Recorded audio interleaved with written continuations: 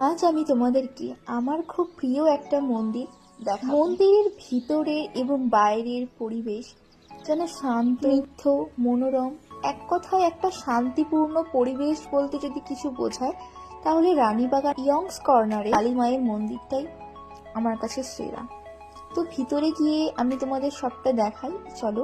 প্রথমে রয়েছে একটা শিবলিঙ্গ, তারপর রয়েছে মা ভবতারিণী এবং তারপরে রয়েছে রাধাকৃষ্ণ। এখানে সন্ধ্যা আরতি শেষ হওয়ার পর সকলকে ফল প্রসাদ দেওয়া হয়। মন্দিরের ভেতর থেকে তোমাদেরকে একবার বাইরের ভিউটা দেখিয়ে দিই। তো নিচে নেমে গিয়ে ডান দিকে রয়েছে একটা শিবলিঙ্গ, যেটা বেল গাছের তলায় অবস্থান করছে, এবং সামনে একটু এগিয়ে এসেই দেখতে পাবে অনেক মনীষীদের মূর্তি এবং একটা গণেশ ঠাকুর ও বজরং। নিজেদের মন ভালো রাখতে চাইলে অবশ্যই একবার এই মন্দিরটিকে ঘুরে যেও।